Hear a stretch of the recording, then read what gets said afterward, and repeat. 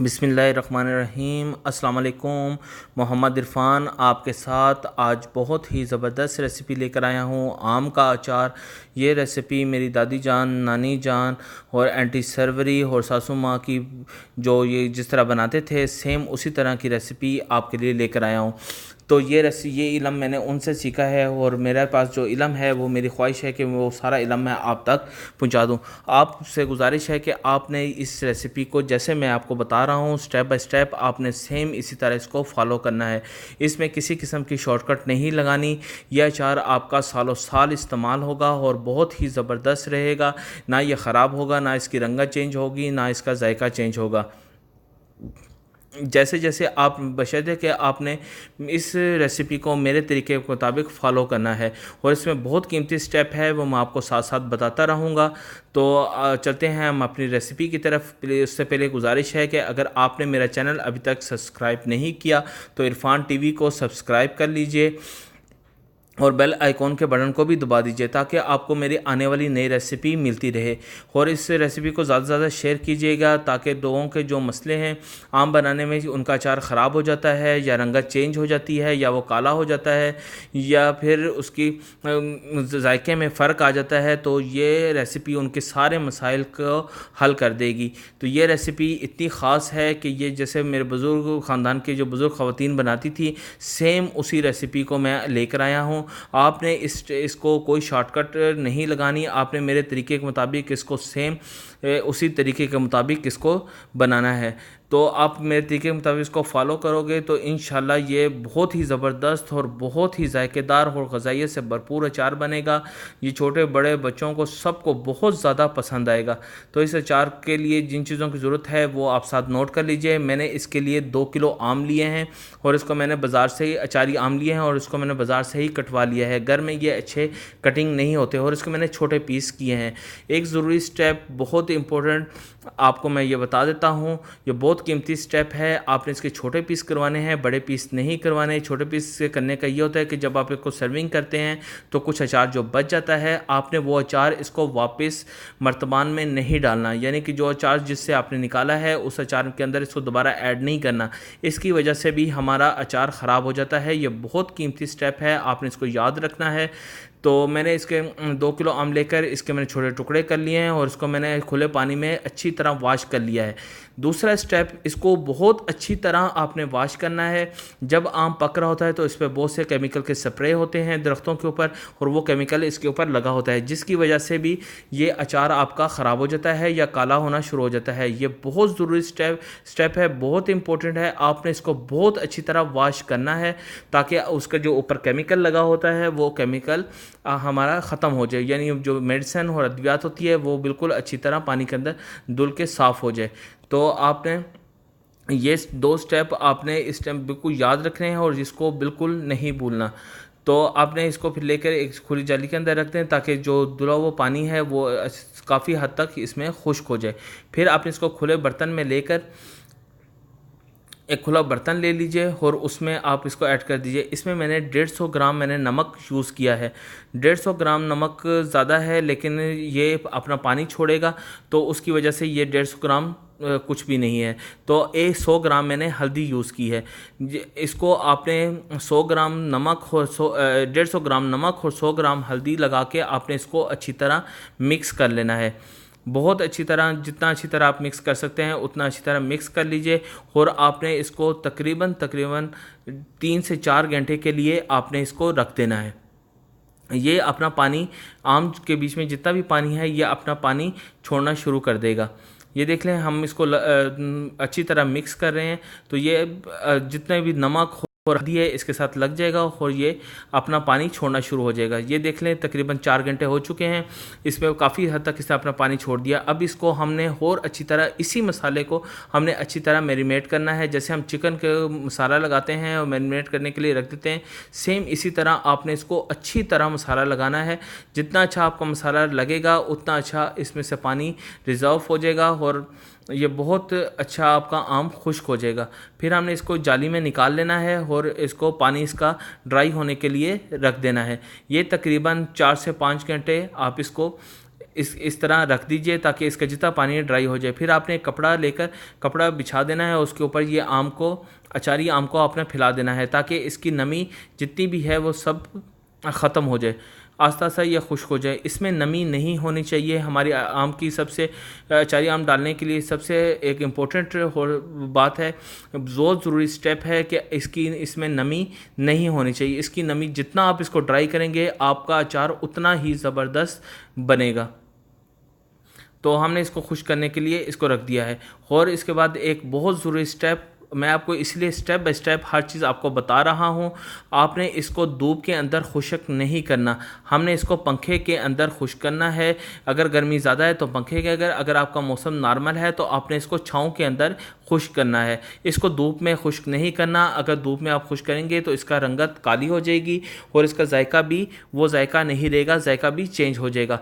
तो ये बहुत इंपॉर्टेंट स्टेप है, आपने इसको याद रखना है। और मेरे तरीके के मुताबिक मैं आपको बार बार यही बात कह रहा हूँ कि आपने मेरे तरीके के मुताबिक इसको फॉलो करना है और आपने इसको छाँव के अंदर इसको ड्राई करना है। ये देख लें, मैंने आपको इसलिए पंखा भी दिखा दिया। और अब हम चलते हैं अपने दूसरे स्टेप की तरफ। बिस्मिल्लाहिर्रहमानिर्रहीम। मैंने इसके लिए सरसों का तेल लिया है। सरसों का तेल को हमने गरम करना है, फुल गरम करना है ताकि इसका कच्चापन दूर हो जाए। और उसको चेक करने की जब आप इसको गरम करेंगे तो ये कितना हद तक गरम हो गया है। आपने एक प्याज का टुकड़ा लेना है और वो इसके अंदर आप डाल के देख लीजिए। अगर प्याज का टुकड़ा बहुत तेज़ी से बॉयल यानी कि पकना शुरू हो जाए और जल्दी से रेड होना शुरू हो जाए तो इसका मतलब आपका तेल बिल्कुल रेडी है, बिल्कुल यानी कि अच्छी तरह गर्म हो चुका है। फिर आपने इसका चूल्हे को बंद कर देना है और इसको रूम टेम्परेचर पर लेकर आ जाना है। इसके बाद जो इसमें मसाले की ज़रूरत है वो आप मसाले नोट कर लीजिए। इसमें मैंने कुटी हुई दाल मिर्ची इस्तेमाल करूँगा, सफ़ेद ज़ीरा, कलौंजी, मेथी दाना, पीला सरसों और सौंफ। हल्दी हमने इसमें यूज़ कर ली है, हल्दी की ज़रूरत पड़ी तो हम और उसमें वो डाल लेंगे। और नमक हस्बे ज़रूरत आप इसमें बाद में ऐड कर सकते हैं। अगर आप ज़्यादा स्पाइसी खाते हैं तो इसमें आप सुरख मिर्च ऐड कर सकते हैं। तो आपने ये सारे मसाले लेकर एक फ्राई पान ले लेना है और फ्राई पान को थोड़ा सा हीट करके इसके अंदर ये सारे मसाले आपने थोड़े से भूनने हैं। हमने इसका सिर्फ कच्चापन ख़त्म करना है, इसको ज़्यादा सुर्ख ब्राउन नहीं करना, सिर्फ कच्चापन। जब इसमें से हल्की सी स्मेल आना, खुशबू आना शुरू हो जाए तो आपने इसको चूल्हे को बंद कर लेना है और इसको मसाले को ठंडा होने के लिए रख देना है। इसको भी रूम टेम्परेचर पर लेकर आना है। देख लें हमारा आम आज तकरीबन 2 दिन हो गए हैं, ये आम बिल्कुल खुश्क हो चुका है। ये दूसरे दिन का स्टेप है, मैं आपको बता रहा हूँ कि ये स्टेप मैंने यानी दूसरे दिन में मैंने इसकी पिक्चर ली है। तो ये आप देख लें आम बिल्कुल ड्राई हो चुका है, इसमें काफ़ी हद तक पानी ख़त्म हो चुका है, बल्कि इसमें नमी भी अभी बिल्कुल नहीं है। ये काफ़ी हद तक बिल्कुल ड्राई हो चुका है। तो आपने इसको एक खुले बर्तन लेकर इसमें आम डालना है और जो मसाला हमने वो सारा मसाला यूज़ नहीं करना। हमने उसमें से तकरीबन 100 ग्राम मसाला इसमें जो हमने उसको कच्चापन जिसका दूर किया था वो इसके अंदर ऐड कर दीजिए। और साथ ही इसके अंदर सुरख मिर्च जो दड़फड़ वाली थी वो डालें। अगर आप स्पाइसी खाते हैं ज़्यादा तो थोड़ी सी आप इसके अंदर सुरख मिर्च ऐड कर लीजिए। अगर हल्दी हमारी काफ़ी हद तक बहुत ज़्यादा इसके अंदर है, हल्दी ऐड करने की ज़रूरत नहीं है। नमक भी हमने बहुत ज़्यादा ऐड कर लिया था। अगर आप नमक हस्बे ज़रूरत ज़्यादा खाते हैं तो थोड़ा सा नमक इसमें 50 ग्राम तकरीबन नमक आप और यूज़ कर सकते हैं, लेकिन नमक आप बाद में भी इसके अंदर ऐड कर सकते हैं अगर आपको कम लगे। तो बहुत आराम से ये अचार उसमें मर्तबान में डाल लीजिए। एक और बहुत ज़रूरी स्टेप, आपने ये अचार को मिट्टी के मर्तबान में डालना है या शीशे के मर्तबान में डालना है। आपने प्लास्टिक का मर्तबान इस्तेमाल नहीं करना, ये बहुत ज़रूरी स्टेप है, आप याद रखिएगा। ये मिट्टी के मर्तबान में इसका जायका, इसकी खुशबू, इसका बनने का तरीका बहुत ही ज़बरदस्त रहता है शीशे की निस्बत भी। लेकिन अगर आपके पास मिट्टी का मर्तबान नहीं है, शीशे का है, तो आप वो यूज़ करें। प्लास्टिक का तो बिल्कुल आपने यूज़ नहीं करना। और जब अचार आप डाल लें तो उसको अच्छी तरह थोड़ा सा दबा दीजिए ताकि ये नीचे अच्छी तरह बैठ जाए। तो इसमें हमने तकरीबन जो रूम टेम्परेचर पे ऑयल लेकर आ गए थे।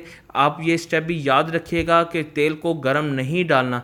हमने इसको रूम टेम्परेचर के ऊपर ला के फिर इसके अंदर तेल ऐड कर देना है। और इस तेल को हमने कच्चापन यानी कि दूर किया हुआ है, उबाल लिया हुआ है, और इसको अच्छी तरह आपने इसके अंदर ऐड कर देना है। और सबसे अभी तीसरा एक और स्टेप, बहुत कीमती पॉइंट, आपने अचार को इसके अंदर डूबा हुआ रखना है, यानी कि तेल इसके ऊपर रहे और अचार इसके नीचे रहे। अचार को ऊपर नहीं आना। अगर आपका तेल कम है तो आपने इसके अंदर और सरसों का तेल ऐड कर देना है, लेकिन तेल को पहले पकाना है, उसका कच्चापन दूर करना है और रूम टेम्परेचर पर ला के ठंडा करके फिर इसके अंदर ऐड करना है। देख लें हमारा तेल ऊपर है और अचार नीचे है। और आपने इसको तकरीबन ये 10 दिन इसको लगेंगे तैयारी में, तो आपने 10 दिन इसको रोज़ाना यानी 24 घंटे में एक दफ़ा आपने इसको ज़रूर हिलाना है, यानी कि इसको ऊपर नीचे आपने एक दफ़ा कर देना है। तो ये आपके स्टेप जो मैं आपको बता रहा हूँ ये बहुत ज़रूरी स्टेप है, आपने इसको बहुत अच्छी तरह याद रखना है। ठीक है, उसके बाद हम चलते हैं नेक्स्ट स्टेप की तरफ। आपने इसको ये देख लें, मैंने 2 दिन के बाद का अचार आपको दिखा रहा हूँ। अभी 2 दिन हुए हैं, इसका कलर बहुत ही ज़बरदस्त आया है, हल्का येलो कलर और इसका ग्रीन कलर, इसमें किसी किस्म की कोई ब्लैक कलर नहीं आया ऊपर, और बहुत ही ज़बरदस्त, और खुशबू भी इसकी बहुत ज़बरदस्त है। आप जब ख़ुद बनाएंगे तो आप ख़ुद याद करेंगे कि वाकई बहुत आला आपको रेसिपी मैंने बताई है। ये रेसिपी बहुत ही ज़बरदस्त रेसिपी है और इससे आपका अचार सालों साल इस्तेमाल होगा और ख़राब नहीं होगा। और दूसरी बात जो बहुत कीमती स्टेप मैं आपको बताने लगा हूँ, आपने इस अचार को जब रखना है तो आपने इसको धूप में नहीं रखना। बहुत से लोग इसको बनाने के लिए धूप में रख देते हैं, सुबह धूप में रखते हैं, शाम को उठा लेते हैं। तो लेकिन आपने इसको किचन में भी नहीं रखना, गर्म जगह पे नहीं रखना, जहाँ पे थोड़ी ठंडक हो घर में, आपने उस मर्तबान को वहाँ पे रखना है और इसको छाँव में ही इसको तैयार करना है, यानी कि इसको धूप में नहीं रखना। ये बहुत कीमती स्टेप है, आप इसको याद रखिएगा। हम मर्तबान के ऊपर ढकना लगा के आपने कॉटन का कपड़ा लेना है और वो कपड़ा इसके ऊपर ऐसे करके इसको गिठान लगा के इसको बांध दीजिए। ये स्टेप भी आपने बिल्कुल याद रखना है। ठीक है, ये इंशाल्लाह आपका अचार बहुत ही ज़बरदस्त बनेगा। तो आपसे इजाज़त चाहता हूँ, मोहम्मद इरफान को इजाज़त दीजिए। अल्लाह हाफिज़। अगर आपने मेरा चैनल सब्सक्राइब नहीं किया तो आपसे गुजारिश है मेरा चैनल लाजमी सब्सक्राइब कर लीजिए, तो और बेल आइकन के बटन को भी दबा दीजिए ताकि मेरी आने वाली रेसिपी आपको मिलती रहे।